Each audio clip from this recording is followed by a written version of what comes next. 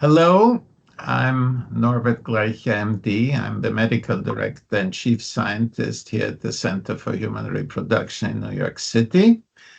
And we have a very special guest today at our podcast. It is Allison Freeman, JD, a lawyer from Florida, who has achieved a significant level of prominence, and I would say notoriety, because she's the lead attorney who has filed a whole bunch of lawsuits against the PGT-A laboratories that are performing pre-implantation genetic testing for aneuploidy, the testing of chromosomally abnormal embryos during IVF.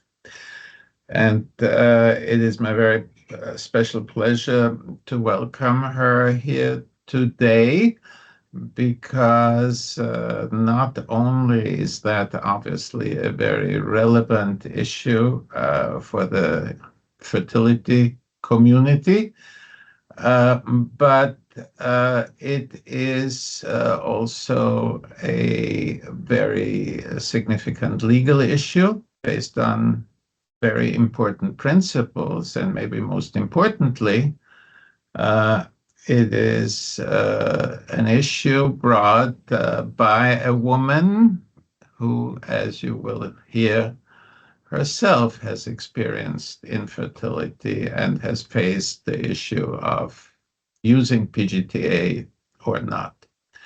And so it's my pleasure to introduce to you Allison Freeman. Welcome. And Thank you. maybe you introduce yourself as a starting point, a little more yourself, and tell our audience a little bit of the history. How come that you, in beautiful, warm Florida, one day decided to take on a very big industry by now?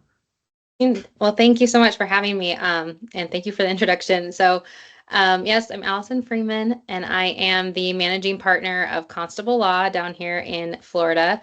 And I practice in two areas, so property insurance being one of them, and then the other one is IVF and fertility law. And that practice has grown over the last couple of years, especially recently we just filed our 7th class action related to pre-implantation genetic testing for aneuploidy. So it started out back in 2024 with the first filing. That was not when the whole process started. I will say my process with PGTA probably started as early as when I was going through IVF, which started back in 2017. And so that was the first time I kind of heard about the testing with my first rounds of IVF, and it was very much kind of like an option, but not very, wasn't really pushed much. It was just kind of mentioned as an option. And then when I returned to IVF to try to have a second child back in 2020, which was an interesting time to be going through IVF with COVID, it was very much pushed on me. It was you need to do this. You are now older. You wouldn't do IVF without it. And I kind of, at that point, started questioning the test and wondering, why has this test become such an important part of my IVF experience when I had done it previously without testing? And so at that point, I decided to forego it again. I'm still not sure why, because it was very, very strongly pushed on me. Like I said, one person I think said I was insane to do it to do IVF without PGTA. One, it was, hey, you're getting older. It can make you get pregnant faster. It will increase your success of IVF. Just all these things. I mean, one after another, that just made it sound like, how do you not say yes, right? How do you say no to a test that can do all these things? And that's kind of where I guess I started having alarm bells of, wow, is this too good to be true? And so I ultimately said no, and then went on through the process of continuing to question it.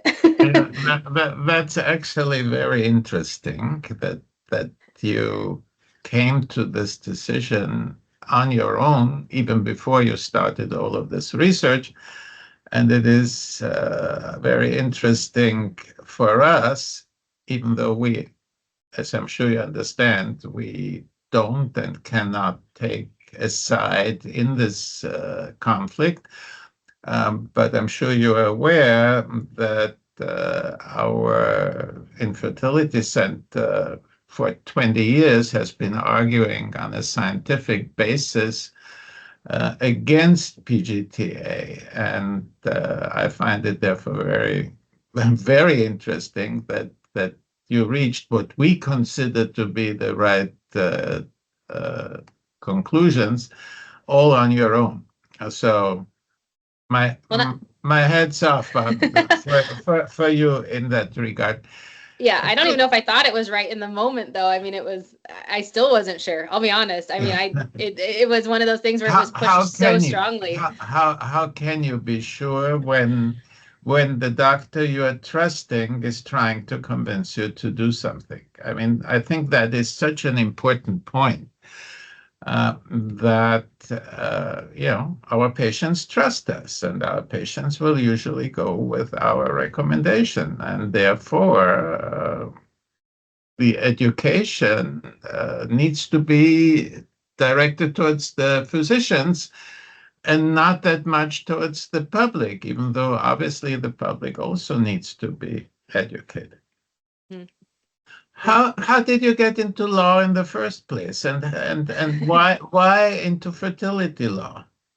So I had always wanted to be a lawyer. It was crazy. I didn't even know if I wanted to be a mom, to be honest. I wanted to be a lawyer. That was always the way it always been. My dad's a lawyer, and we actually were headed down to Florida to visit my grandparents when I was young, and he had an emergency motion. I now know it was no big deal, but at the time my mom said, let's sneak in and watch dad. So we snuck in, we watched my dad, and I was just mesmerized by the entire process. I just thought, oh my gosh, this is so interesting. And watching him, and I was very young. And from that point on, everything, I mean, I have a book from when I was a child that said, what are you going to be when you grow up? And I wrote lawyer, which I misspelled completely, but it was there. And I never ever changed my mind on that. That was 100% what I was going to do. And then I didn't know kind of what area of law or anything. But then when I went through what I went through, I kind of had some moments of, I don't know if this is right, or I don't understand. So, I mean, even myself being a lawyer, I thought, oh, okay, I'm going to understand everything that's given me, but there's so many documents and so much information you have to figure out and questions and things like that, that I just thought, okay, I don't know who to go to. So I would ask other lawyers around me, and they thought, IVF's weird. Like we don't we don't understand why these are big questions or big decisions. And so finally I said to my law partner, I think I want to start helping people that have been through this, because I understand it from both sides. And I feel like that's a really hard thing. Even the terms, right? The terms that we all know and use every single day once you've been through fertility, a lot of people have no idea what any of that stuff means, right? Like you say things and they will look at you and go, okay, why is that a big deal? Or even with the PGTA, when I tried to explain to people at first, including my own father, why I wanted to pursue lawsuits, he said, oh, stay in your lane. Like this is such a big thing. This is a huge industry. What are you doing? Like you have a good job, you have a paycheck, just stay there, do that thing. And I said, Dad, I can't. I literally have not slept in weeks. I am up all night researching, reading things, looking at scientific research, and anything I could find. And so I said, I just can't. I can't sit back and not do something about this, because it will just eat away at me, because I know it from the IVF side, I know it from the lawyer side, and just something is off and something is wrong here, and we have to hold people accountable. So then he said, he's like, I see a glow in you I've never seen before, so do it. So then I finally said, okay, let's do it. This is actually one of the reasons why we invited you today, because IVF is such a personal issue for really every patient. And therefore, only somebody who really has experienced that can bring such a case in certain ways. Mm-hmm. Can you imagine somebody completely unaffected, and maybe even a man, bringing such a case? I have a hard time it is a very personal issue. And unless you understand what IVF means, which is at the very end of usually long road that has already failed, it is very difficult to understand the importance of these issues. Right. Yeah, I think that's part of why, uh, even trying to explain why these lawsuits need to be brought and why there's such an issue here and the impact it has every single day on patients, every single step of their journey from start to finish, and whether they end up, doing additional retrievals or even having any embryos to transfer or the burnout, right? Like, because they aren't getting these normal euploid embryos and things like that, or when they find out that they had mosaics later, all of this kinds of stuff is stuff that, like, I understand personally because I've been there, but trying to explain that to people is hard sometimes. And it's one of those things where I think that's where I'm able to talk to clients, I'm able to talk to patients, and that's kind of where this all came from, was I was able to say to them, this is a problem. We need to look into this. I think, it started with one friend who had one embryo, and we were so excited that she had one embryo, and then all of a sudden she had 0 embryos 2 days later. And I was like, how did we go from 1 to 0? And then it just kept happening over and over. And it was all because of this test. And so we all sat down and said, okay, what is this test? Why does this keep happening? And I think, yeah, just having that personal feelings towards IVF and having it be something that gave me my daughter. So I'm so passionate about it. Like, I love IVF. I think it's the most amazing science. I want it to be there for everybody for family building across the board. I want the barriers gone, all that kind of stuff. I feel very passionate about that as well. But I also feel like from the inside looking at it, I go, okay, there's some things here that are not right, right? And there's So, certain issues. what would you like the public to know about the legal side Mhm. of this whole situation surrounding PGTA?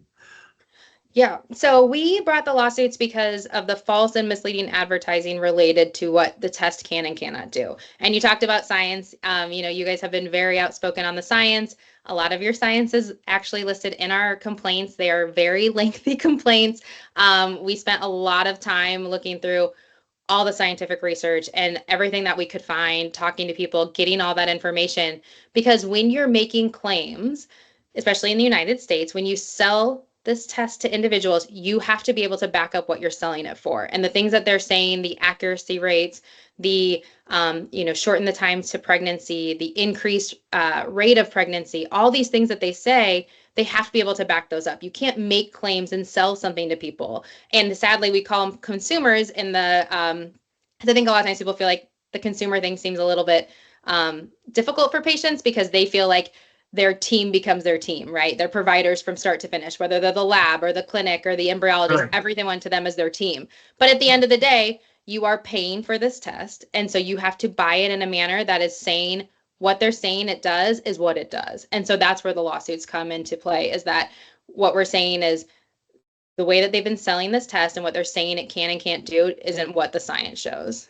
So, besides being a patient yourself, I'm sure you, especially since you filed the lawsuits, have come in touch with a lot of patients who have usually experienced PGTA, who have agreed to using this test in their IVF cycles. Can you tell us a little bit about what that experience was like? Yeah, it's been hard, honestly. Um, how many of them had no idea what they'd purchased whatsoever? I mean, they they said deep down in their gut, they kind of felt as though, why was I going through all this process, creating all these embryos and then having no embryos to transfer? Or why was I being told, especially at certain ages, certain age groups, things like that, yes, I know as I age, I'm going to potentially have more abnormal embryos, but why was it that I was having all abnormal embryos from start to finish? Or, the numbers. And so that's been really hard. They're saying, like, I knew that this could possibly be happening, but I didn't know for sure. And then I saw your lawsuits, or someone told me about your lawsuits, and I'm reading it going, oh my gosh, this is me. Like, I heard those things and thought, I have to buy this. I have to add this to my IVF process. It makes sense.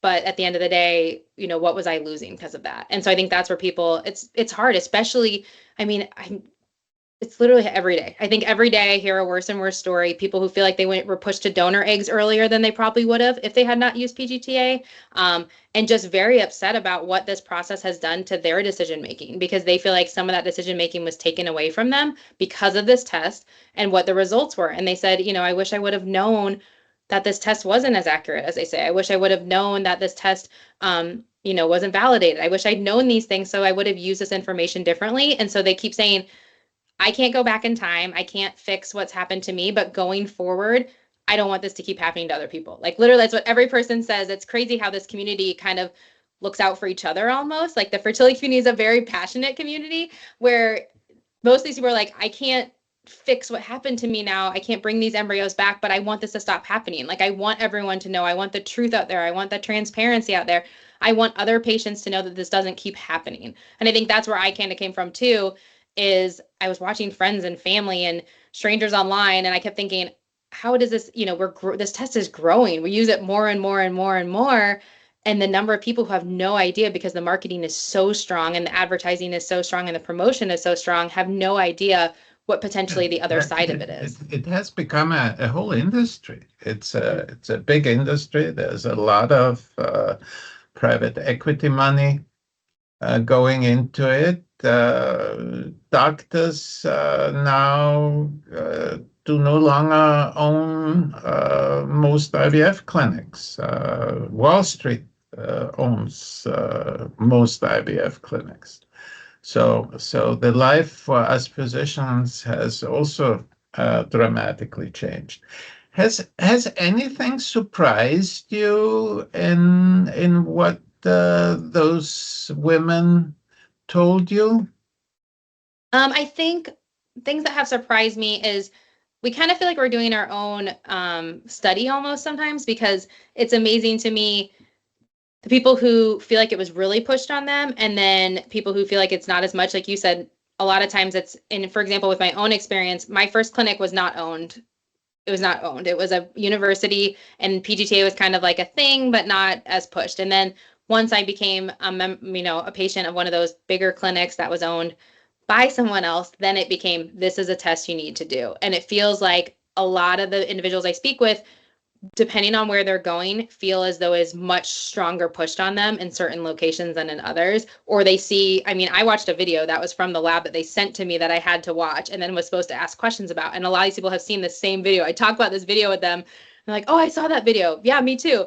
And so it's just crazy how much they feel like it's pushed on them even more. And then even learning, age group to age group, or, from one to the next, how many people just feel like they just, it's been pushed on them so strongly. And even when they've said, I questioned it, I think it's they question it and they say, I'm smart. Like I keep hearing, I'm intelligent, I'm smart. I felt so invested in my fertility journey. I read everything. I did so much research, but yet I had no idea. It's because I think the noise is so loud for the pros and so little for the cons that they really have to search it out. Even honestly, a woman today mentioned your name to me because she said, have you heard of this doctor? I saw some of his stuff, but I had to really search for it. Like she said, she goes, I searched all online. I'm very intelligent. I love to, I'm kind of a nerd about that stuff. And she goes, I didn't see anything negative until I really, really, really started to try to find it. And so I think it's hard to hear about how people, even when they want to get all the information and want to know everything about the test, even then it's so hard for them to find it. Yeah, the literature is obviously written by representatives of both sides, and we started out being in a small minority. It has fortunately changed a little bit in our favor, but it is still a majority out there that is publishing papers, which brings me to the issue of isn't there a belief out there that this is 100% supported by science, by solid science, by good science? That the test works, you mean? Yeah. Yeah. Like I said, most people say, hey, they told me this was 98% accurate or 99% accurate, and it was all these great things.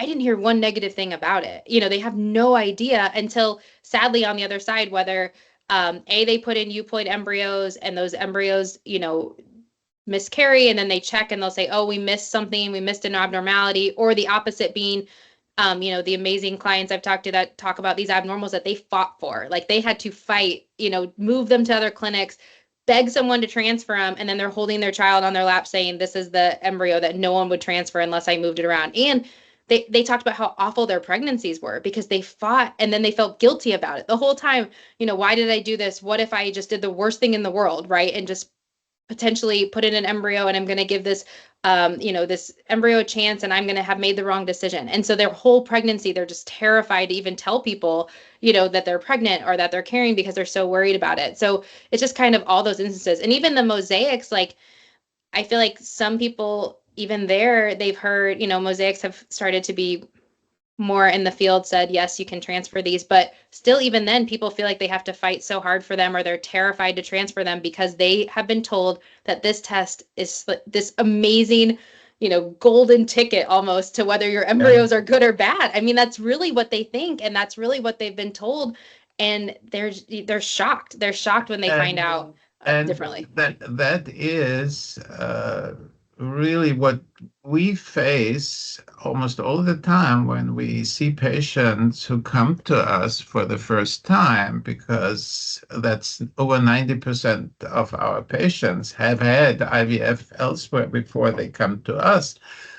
And when they often for the first time hear that we do not recommend PGT-A, I mean, astonishment is not the right word to describe it. They are in shock. How can you not? It is, everybody believes in it, Mm-hmm.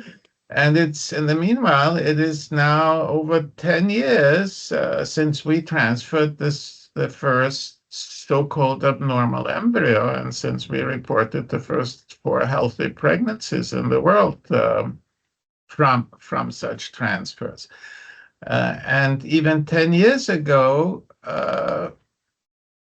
it was maybe a little bit more understandable that that so many of our colleagues didn't believe us.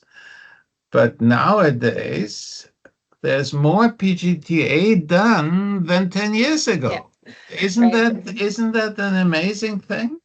Right. And I think, we talk a lot about, I think, even from, like I was just saying, and you said the ones where they put in the abnormals and then, abnormals, and then have a healthy baby and how they're so amazed by it. The other side of this being the number of people I talk to that put in these euploid, what they're told is a perfect embryo, and then they miscarry, and then they test and they say, oh, this abnormal, and their brains they're so having such difficulty understanding it because they thought there was absolutely no chance because this test was perfect. And so in their minds, this embryo was put in and it and implanted, so there was absolutely no chance anything could be wrong. And so it's almost harder for them to then wrap their heads around the fact that, okay, something was missed, but this is supposed to be a perfect test. It's, and then it's, oh, I'm in the 2 to 3% of inaccuracy.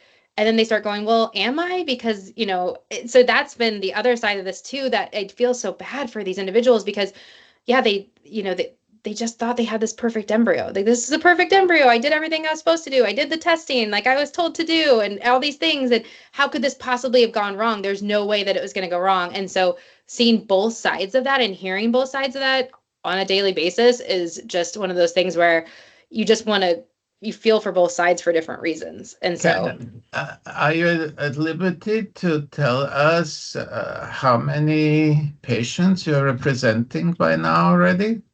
Right. So once we filed the lawsuits, it kind of got out. We had 2,500 people at least reach out to us. A lot of them, the ones that we have signed, we have over 700, I think, right now that are signed. A lot of them are waiting for the classes to be opened. So technically right now the lawsuits have been filed, 7 of them, but we've not gotten class certification. So once we get class certification, everyone would be able to join that class, which hopefully will get class certification. So a lot of them are saying, hey, I just want to know what's happening. Like, I want to be aware. I want to join the class when it's open. And so they're kind of sitting back and waiting. But yeah, the number of people who have contacted us, it just happens all the time. I mean, I constantly get emails, but those are the numbers who have actually signed and then are pursuing it, like there's a lot of them that are just waiting to see what happens. What did the courts do next? What's the ultimate goal? Yeah. The ultimate goal, well, there's a few. So there's monetary goals, of course, because people feel like they bought something that they didn't get what they bought. And it was misadvertised. And if they'd known, would they have bought the test? No, they wish they'd known. But that's a small part of this. What most individuals want is the change. They want the transparency. They want the marketing and the advertising and the promotion to match what the test actually does. They want the honesty. I mean, most of them said, if they had told me, okay, let's say they'd said it was 60% accurate, not actually 98, because they'd run the validation, they'd run the testing, they'd run everything and put it through. I would have made different decisions. They want that information out there. They want to know what it can and cannot do, especially the things where, they've talked about, they're using all the trigger words for people who are vulnerable and want to get pregnant, right? Miscarriage and time to pregnancy and cost of pregnancy and success of IVF. These are all things that are so strongly sold. And when you're trying to get pregnant, it's impossible to think through those things almost. It's almost, like I said, like too good to be true, right? But when you're trying to get pregnant and you've been trying to build your family probably for a long time, or this is the only way that you can build your family, you're going to say yes to those things. And they're like, this should not be sold in this way. They have to back up and say, everything that they're claiming has to be truthful and accurate and has to be transparent. And so that's what most people have said. They're like, that stuff's what's most important to these individuals, is knowing that the testing is actually doing what they say it does, so that everyone can make their own decision. Because they said, I want to make informed decisions. I haven't made informed decisions on this test. I made, what was the fancy bow decision, which was, it's beautiful, it's perfect, it gives me all these things. And they said, no, I want people to know so they can actually make these decisions for themselves, not just myself, but everyone else going forward. Because I think about my, like I said, my IVF baby, and I think of her and I think, what if she has the same issues that I have?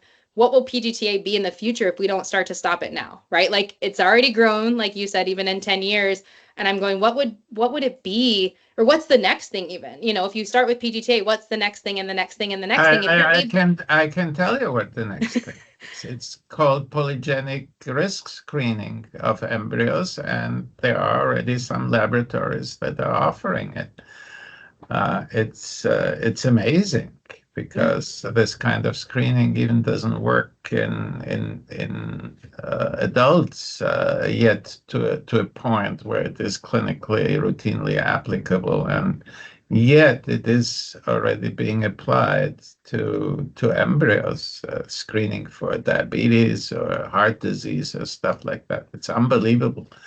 Yeah, I think that's the bigger picture, is like, this is what we're starting with PGTA, but there's just, there have been companies, there have been businesses that have come in to IVF, which is this beautiful, amazing thing, right? Like, giving people the chance for a baby, and the outside pressures and the outside companies that have come in and done this stuff. It's like, this is not okay. Someone's got to hold them. You can't sell products to people without making sure it works. And IVF, as beautiful as it is, it's also horribly expensive and unaffordable to a lot of people. And everything that you put to it in addition makes it even more expensive. Right. All these add-ons. And more selective, meaning fewer people can afford it. And if they don't do it, they will feel guilty for the rest of their lives. It is really a situation that really nobody should be in. Very difficult. Now, brings me to my next question. I would assume you got a lot of pushback from all over, probably, right? Yeah. Tell us a little bit about that. I think we are still getting pushback. I don't think it's going to stop.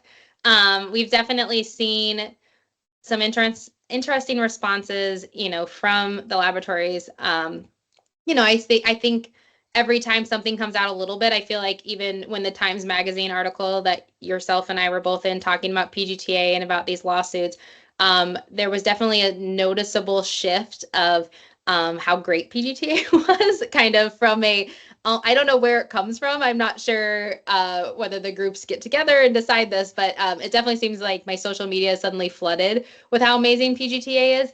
Also, I've noticed research projects have kind of changed, like the science. I mean, you've talked about this, I think, where they pivot a little bit, right? Where now it's not, well, no, we didn't mean PGTA by pregnancy rate. We actually meant per transfer. Like that's, kind of trying to move the needle a little bit on what's being claimed and what's not being claimed. So I definitely feel like we're getting pushback there.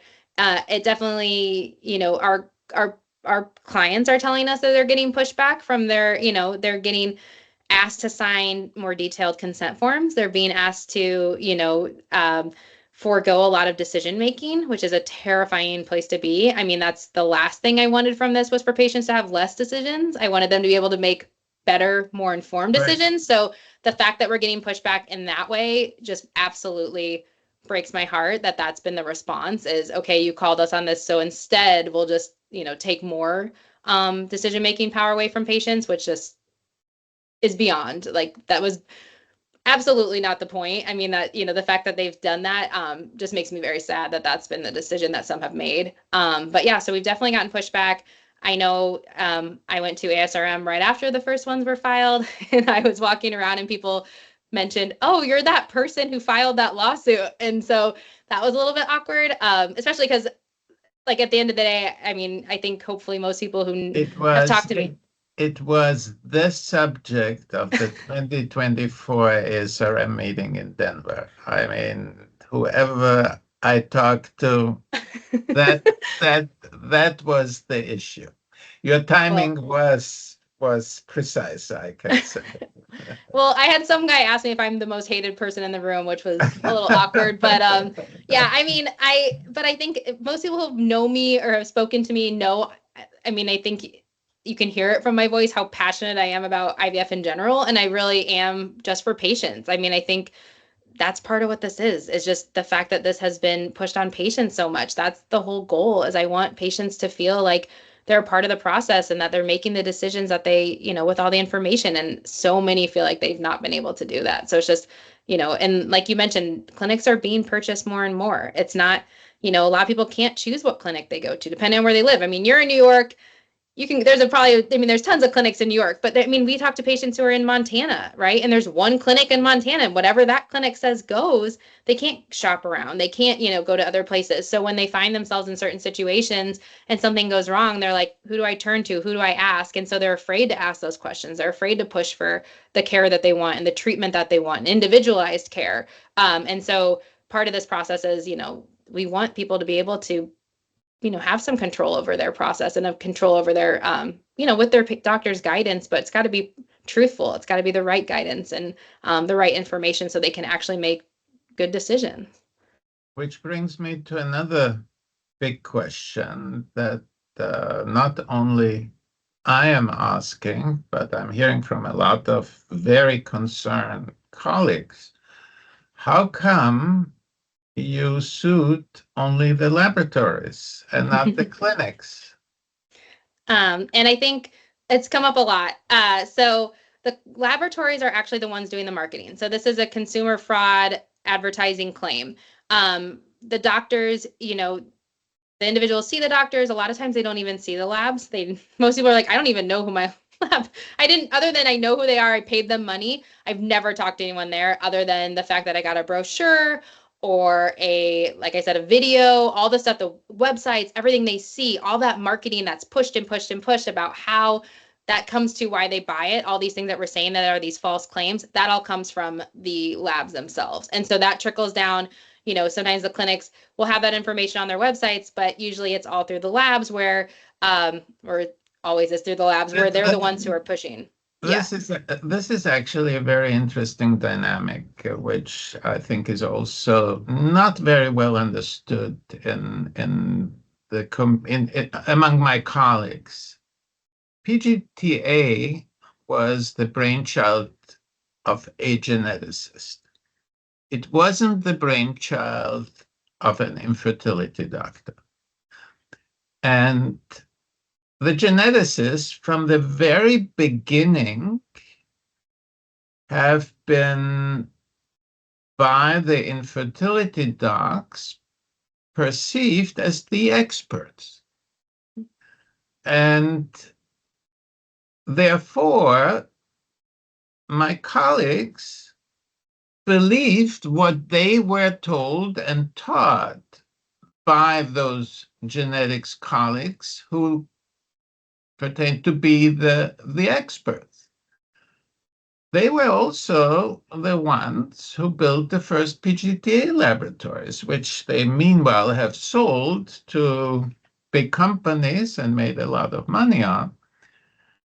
But I think it is important to understand, at least that is my impression in talking to colleagues, many of them do not understand the process. They simply believe what they are being told by some of these very prominent geneticists, and they are taking it for granted. And they are acting, they are practicing based on that. Yeah, we've heard the same. Yeah, for sure. I mean, these doctors have said I want to get people pregnant. I want to get them pregnant faster too. Right. I want these things. Like I want these things. I want it to work. I want PGTA to be there. I want all these claims to be, and they're telling me, they're coming in my office. They're telling me this works. This is great. You're going to get your patients pregnant faster. These are all wonderful things. Yeah. Who am I to know? Like you said, they say, I'm not a geneticist. I don't know genetics. I'll be perfectly honest. And they say, I don't know. So I was told this will make my practice better. This will, make patients pregnant quicker. So I did it. I followed along because that's what they told me. That's what the labs told me. And that applies to a lot of colleagues. Doesn't apply to all of them, I have to say. There are some that know exactly what they're probably doing. And we also have to face the reality that the genetics industry, when PGTA first started 20-something years ago under a different name, also developed a very interesting business model where basically the IVF clinic and the laboratory split the cost for the procedure, because the IVF clinic charges for the biopsy, for the embryo biopsy, and the laboratory charges for the analysis of the biopsy. So there's an obvious financial incentives on both sides of the equation. So unsurprisingly, my colleagues, or many of my colleagues, are very concerned about you because they believe that they may be next. I mean, it just depends on the instance. Like I said, right now it's a fraud and misleading advertising case. That to us, I think we didn't come at this quickly. This was a process. I mean, this was talking to a lot of individuals, talking to experts, talking to clients, we combed through all the marketing, the websites, the brochures, the consent forms. I mean, this did not come about lightly. I think people think, oh my gosh, they've sued everybody. We haven't sued everybody. Like, we specifically chose the labs that we chose for specific reasons. We looked through everything and said, this is where the fault is. This is what we can prove. These are consumer fraud cases. And then we sued accordingly. So I do know, I've heard, like you said, it's been a tough spot. I think when I do actually talk to a lot of people in the providers, then they start talking to me and they're like, oh, okay, yeah, you are right. This is making sense. I agree with you. Especially outside of the United States, the number of individuals who are like, yes, in the United States, they sell this unlike anywhere else. This is not how this is sold in Europe. This is not how this is used anywhere else. You guys have literally sold it as this end all be all amazing product or amazing test that can do all these things. That's not how it is here. And I think that that's so telling of what we've allowed in the United States for these labs to do. And that's where the lawsuits come from. But yeah, it's definitely, So I think once they start talking to me and then and when they hear I'm an IVF mom, they're like, oh, so you do appreciate the science. I'm like, no, I love it. I couldn't have her without it. I'm so thankful that it exists for people that I know. And even sadly, when, it doesn't work, it still is this amazing science that even exists that you could help you build a family. But there are just, like I said, there's just things within it that have to be, have to change and have to be held accountable and just can't continue the way that they have. It's just not right by patients. And I think that's the hardest part for me, has been how many people have said, yeah, you're right, this isn't right by patients, but they're afraid to speak out, or they're afraid to, do anything about it, because these companies are so large and they've made such so much money off of it. It's really become an industry. Have you had a chance to talk to the ASRM, the American Society for Reproductive Medicine, which is our professional organization, about all of this? I have not. No, not. Nobody contacted you? No. I mean, No. you're probably, I'm sure you're aware of the fact that the ASRM late last year came out with a newly revised position statement on PGT-A, where the ASRM for the first time officially said it really doesn't improve IVF outcomes in an unselected patient population. You must have been very happy about that.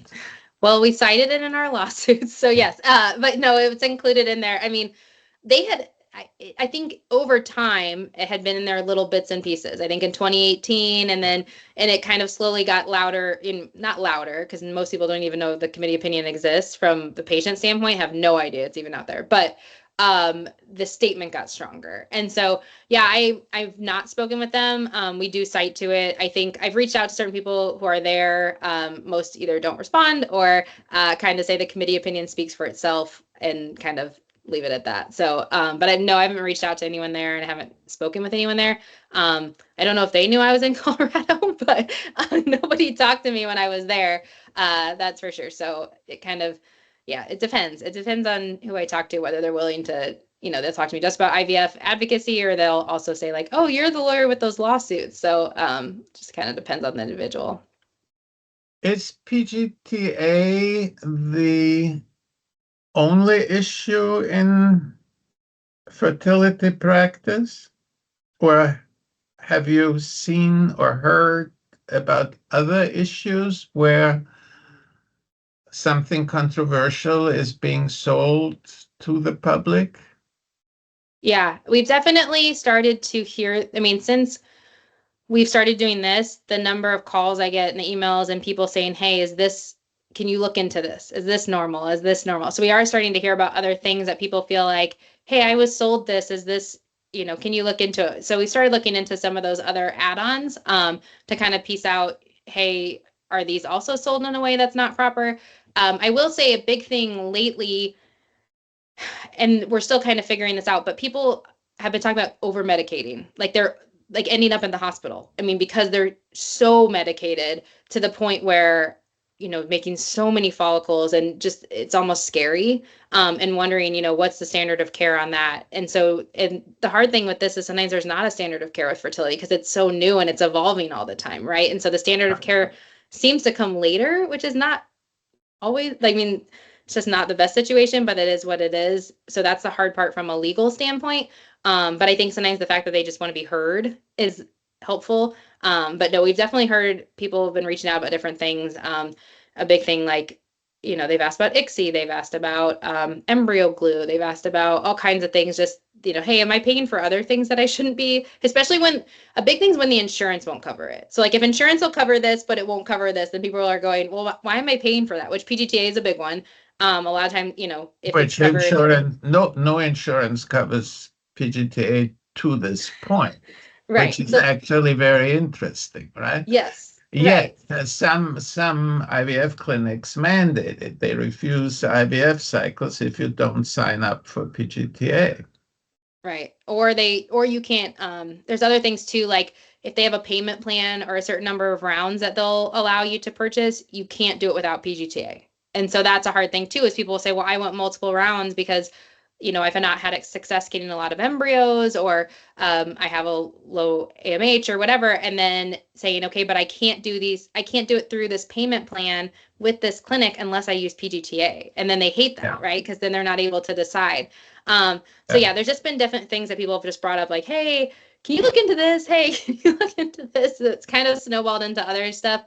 And like I said, the hope with PGTA is this has kind of been the biggest one that I feel like has had the largest impact and has been so widespread, and the number of people that we have been impacted, that the hope is, okay, by, bringing this to light, we're also saying, okay, there's other things here that need to be properly vetted before you're just pushing them out to the patients at the large numbers. You know the term add-on, which interestingly was created in the UK by colleagues. It's not a US term, even though we kind of took it over for all of those things that have been added on mostly since 2010. And there's an interesting observation, which is also not very well known amongst the public, and that is that 2010 was also the year where live birth rate, clinical pregnancy and live birth rates in the US on a per cycle basis peaked. Ever since these add-ons and increasing number of them have been added to IVF, what has been happening to live birth rates in the US is they have been declining steadily. In other words, what's supposed to give you better pregnancy chances is really giving you poorer and poorer pregnancy chances. So we need more and more cycles for each patient to get them pregnant. So it's really a very interesting dynamic, which Wall Street has noticed. And therefore, Wall Street sees the infertility field as a growth industry. And today controls over half of all IVF cycles in the US. That, however, means that you have very powerful people and a lot of money on the other side of your lawsuits. Is that of concern? No, it's not. I think we're a passionate group. We have a really good team. We have two other law firms that we're working with, Berger Montag and then Justice Law Collaborative. And we talk to each other all the time. We have meetings this afternoon where we meet, but we have we are so passionate about this and our group is so strong, that we have no desire we're just not going to give up until we get what we need to get for our clients. And we thank them that they've even trusted in us to do this. So yeah, there is a lot of money on the other side, but I think we're just not afraid of it. The law is what the law is. We believe in the court system. That's why we're lawyers, right? So we have to hope that it gives us the process that we need to hold them accountable. And so we're trusting in that process and then in our team also. So no, it's not concerning to us just because we have no desire to give up until, we get what we need for our clients. So that's what's the most important to us. And we're not going to give up till we do. So can you give us an estimate what's going to happen, a little time schedule? Where is all of this going? Are there going to be more lawsuits? So we have 7 filed right now. I think there might be 1 or 2 others. We just haven't decided yet. We're still combing through those 2 to see if they're viable causes of action, but we have the 7 filed.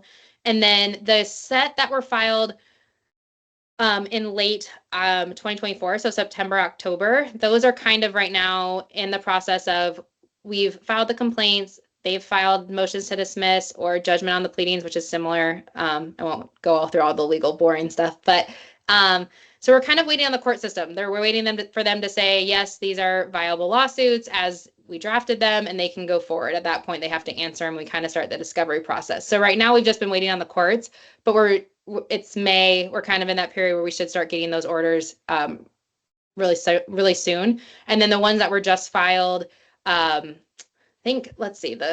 have the one that was filed. Okay, so all of them were in October, September of last year. One was in March of this year, and then we just filed one May 7th. So those are the ones that were just filed. We're getting them served right now, and then those will continue through the legal process. So the legal process is not the fastest process, I will say. It takes some time, which is hard because people are making decisions right now. And as you know, and I've had to say this to every person that calls us, what's hard with these is the legal process is slow. and IVF every day matters, every week matters, every cycle matters. I And was so just going to make that point. Yes. right. And so it's a very hard thing to, to balance, because these people are like, we want to know now. We want to, we want responses now. And I would so love to have that for them, but I have to, like I said, trust out in the legal process, and it has to go through that process, but it's just not a quick one. And with fertility, everything is time sensitive. So those two things are not, they're counterbalanced. So I tell people, I'm like, you just keep going through your fertility procedures, do what you need to do. And then, we'll keep you updated as they go, and hopefully we'll get answers sooner than later. That's the hope, but it's just, like I said, legal process is not fast. It's just kind of a slow process. And in closing, what would you say to couples, to women who currently are going through IVF? What would your message be? How should they respond to the pressure that they are still getting in many IVF clinics? Yeah, I've told people, I said, okay, this is your process. It's your fertility journey. It's, trust in your gut, ask the questions you need to get answered, and then you just have to decide what's best for you at the end of the day. And knowing what we know now about PGTA, just protect those embryos, right? Make decisions about at the end of the day, I'm like, I think it's more important. Don't let them throw out. Right, exactly. Like, protect the embryos, don't discard them based on the results. So I tell them, like, what's more important than deciding PGTA or no PGTA right now is what happens at the end, right? Like, what do you do with those results? And so, yeah, I've said, don't discard any of those embryos, protect those embryos, save those embryos, hold on to them until you know what's going to happen with your journey. Because a lot of times you have to decide before you even know. That's the worst part. I think you have to decide what's going to happen in early paperwork when you have no idea. You don't know if you're gonna have 1 or 12 or, 0. It's just one of those things where, so I say, just don't discard any of them, hold on to them, utilize the information, and then decide. But now that you know more about PGTA, you can at least, hopefully be able to use that information in a different way than you probably would have before, hopefully, before our lawsuits were filed. And what do you think should be a patient's reaction to a clinic that basically refuses to treat them unless they agree to PGTA? I think it's a huge red flag. I think that's an issue. I think anything that is a complete absolute, that they will not, be willing to talk with you about. Even when I tell people, if someplace will not let you get a second opinion or go talk to someone else or ask questions, it's a huge problem. I mean, there's no other area of medicine, maybe there is, but that when you ask questions or you want to go get a second opinion, that people seem offended. Like, that doesn't happen in other areas. It's like, oh, I would like to make sure that I should have the surgery. Oh, okay, let us know. We're here. Oh, no, you should stay here. Don't go to the other clinic, whatever. It's a very weird, like, that's just a different situation in this type of medicine, I feel like. So I tell people, if there is a reason, red flags should go up. If they're saying, you absolutely have to do this, or we cannot change something, or we can't, if you're anything really, not even just PGTA, but anything, if they just really won't listen to you or let you participate in the process or speak your opinion on things or ask questions, that's a huge problem. And so I just think that means maybe you need to look elsewhere or consider somewhere else, but push them on it. I tell people, I'm like, ask the question, tell them, like, I don't want to do it. I'm going to go somewhere else, and then see what they'll say. Oh, they may say, okay, fine. And maybe they won't, because like you mentioned, a lot of these clinics are owned by larger corporations who are not doctors, who are often business people. So there's decisions that are made that aren't from a doctor sometimes. But yeah, I think it's a huge issue if they won't let you have any say on what you do and don't do during your treatment. Okay, we are running out of time. Yeah. Anything else, Allison, that you would like to say as of this point? No, thank you for being so outspoken about PGTA. I think, like I said, I hear a lot of people say, that they just appreciate that there's even other opinions out there, because when they, like I said, they have to search out for it. But I think you should, people are thankful that, you are even able to say things like that and are speaking out about it, because they think it's really hard to find. And when they do see the other side of it, they're appreciative that it even exists. So to you and your team and, others that you that are willing to speak out about it, they're thankful for that. So it was great seeing you. too. Having you on the program, and good luck Thank in you. what you're trying to achieve. And I hope we will have you back in a little while with some updates. Hopefully sooner than later. Yeah. Okay. Thank you again. Bye-bye.